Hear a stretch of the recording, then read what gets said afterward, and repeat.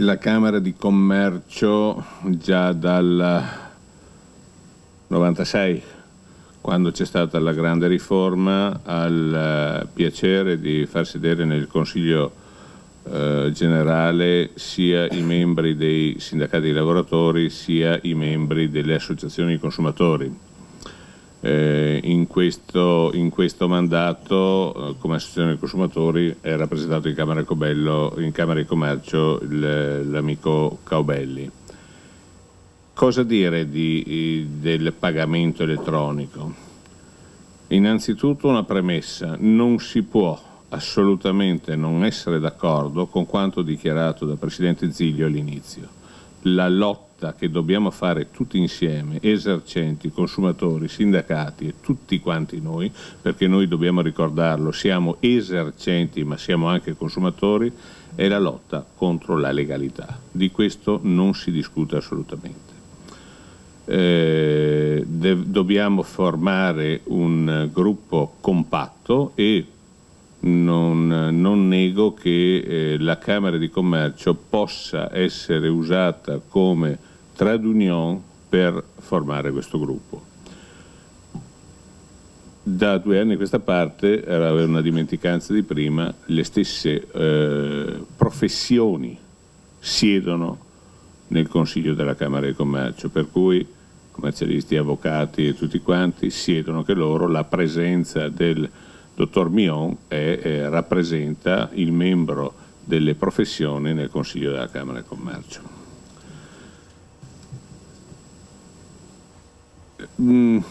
Devo studiarmi un po' più attentamente scusate il gioco di parole, lo studio presentato dal direttore Unio-Camere, perché non è facile recepirlo in assemblea nella sua interezza e abbiamo bisogno di verificarlo. C'è qualche passaggio che dobbiamo capire, ma la moneta elettronica deve essere il nostro futuro. Quello che io personalmente non accetto, ed è stato spiegato bene, è tutta questa obbligatorietà. Tutto deve essere un obbligo. Abbiamo visto in una delle schede che mi è rimasta impressa prima che non c'entra niente fissare un limite del contante o non fissarlo per far emergere o meno l'illegalità o il lavoro nero o il nero in se stesso. Io vi do un dato che quando l'ho saputo mi ha molto rattristato. Con tutte le difficoltà che ci sono in questo momento di crisi, il mercato agroalimentare della nostra provincia, il mercato agroalimentare di Verona, quando c'è stata la riduzione dell'uso del contante ai 1.000 euro, ha perso oltre il 15% delle vendite di verdure, che erano clienti che venivano dai mercati esteri, Slovenia e Croazia in primis, venivano fino a Padova e a Verona a comprare i nostri prodotti. Questi sono sempre stati abituati a pagare in contanti, erano obbligati a tornare indietro con una regolare bolla, una regolare fattura, perché sennò in dogana dovevano lasciare là tutto, Schengen o non Schengen, per cui non si capisce questo accattivarsi su una cosa che non ha nessuna utilità, e l'unica utilità è stata quella di far perdere lavoro alle nostre aziende, alle nostre piccole aziende, in un momento che di lavoro ce n'è anche bisogno, in un momento già pieno di crisi. Stiamo parlando proprio in questi ultimi anni. Ho tentato di capire quello che diceva il deputato Boccadutri quando ha presentato questo emendamento che abbassa da 30 euro l'obbligo dell'uso della moneta elettronica a 5 euro, e lui indica cose che non si possono assolutamente contestare. I cittadini devono essere liberi, è una questione di libertà, e devono essere liberi di pagare in qualunque situazione come meglio credono. Non si può non andare d'accordo con una cosa del genere. Però io vorrei passare un attimo ai fatti. Allora, ambulanti, nostri colleghi ambulanti. Scusate se entro nel personale proprio come, in questo caso non come rappresentante della Giunta ma come vicepresidente del Confcommercio, ma è giusto per portare l'esempio a tutti perché cerchiamo di capirsi. Finché gli ambulanti vanno a fare il mercato allo stadio a Verona non hanno nessun tipo di problemi con i POS, hanno i POS quelli con la schedina telefonica interna, sono GSM, per cui nella zona stadio qualsiasi schedina telefonica di qualsiasi marca funziona perfettamente. Dopo magari andiamo a fare il mercato, ci sono 5 banchetti a Vestenanova, andiamo a Bosco, andiamo al Cerro, andiamo da qualche altra parte e tu ti trovi che il cliente vuole pagare i 50-60 euro della spesa che fa con il POS e il POS non funziona, non riceve. E questo purtroppo non è una scusa che noi esercenti vogliamo, è una realtà dei fatti. Okay.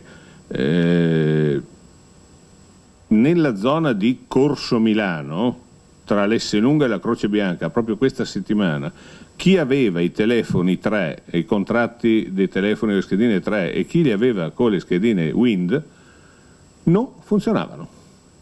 C'è stato un blackout che è durato 2 giorni e mezzo, ok?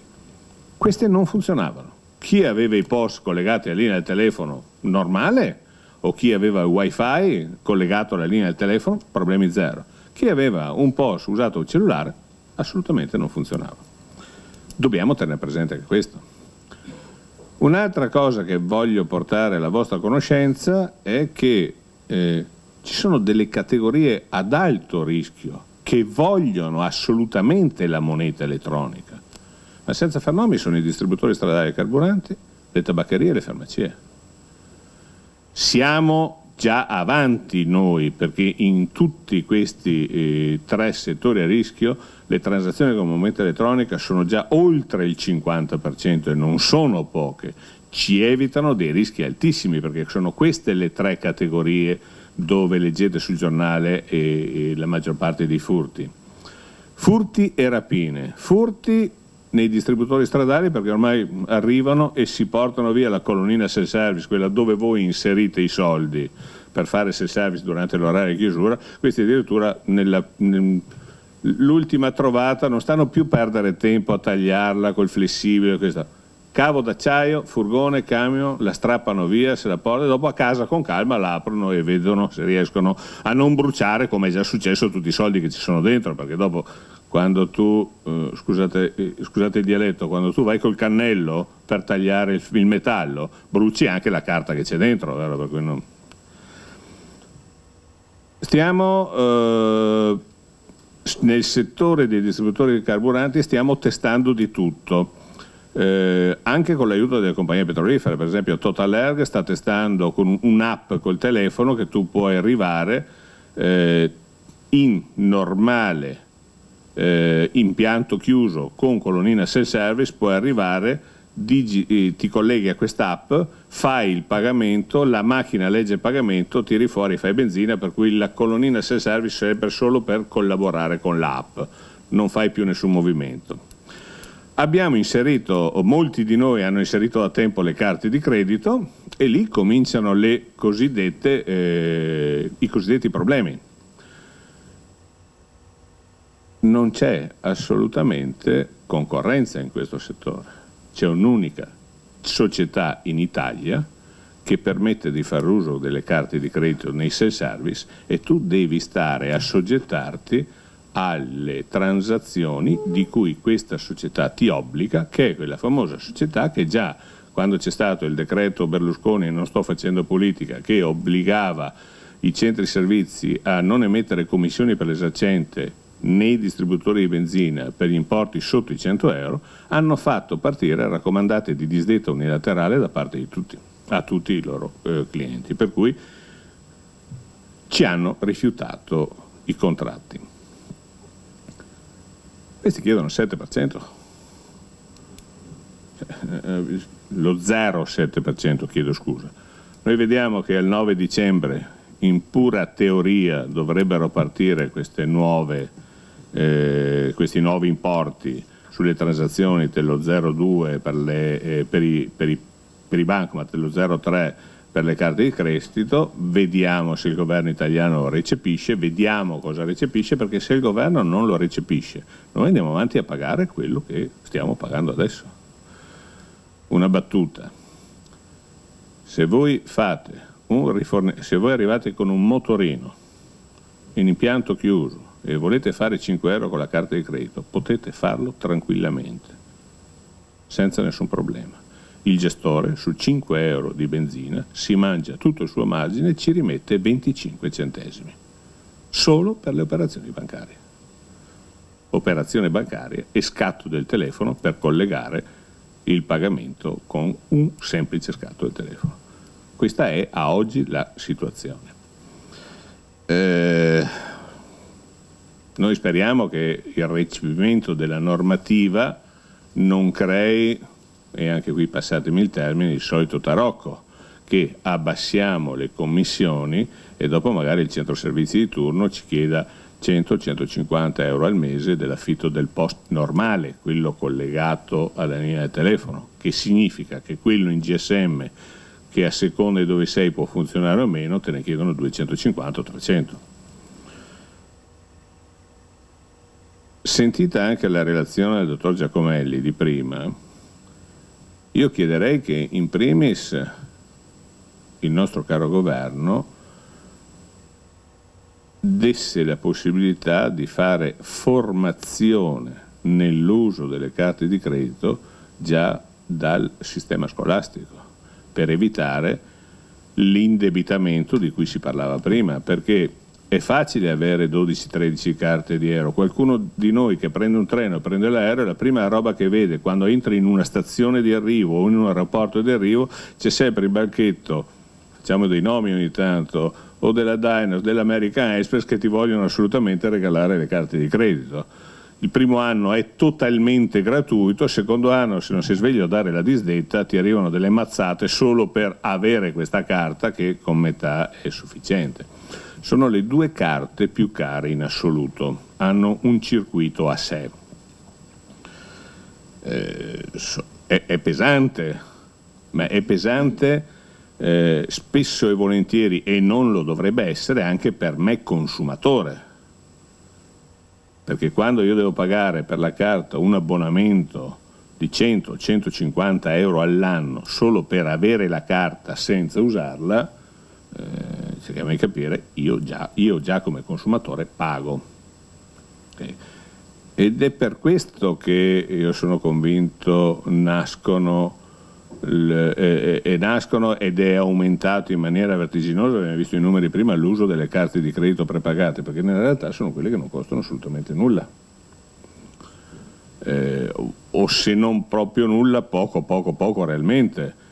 Se la carichi, paghi la tassa per ricaricarla, ma non hai altro, il bazzello è finito lì, cioè ti dà sicurezza e se la vuoi usare paghi, se non la usi non paghi, al contrario di tutte le altre carte. Cosa vorremmo? Vorremmo continuare tutti insieme a fare la lotta con la legalità, ma assolutamente vorremmo che siano risolti questi problemi. Cioè, il problema della transazione è un problema che non può essere scaricato tutto sull'esercente, e questo non vuol dire che deve essere scaricato sul consumatore non deve essere scaricato assolutamente nulla, però ci deve essere un attimo di concorrenza anche a quel settore.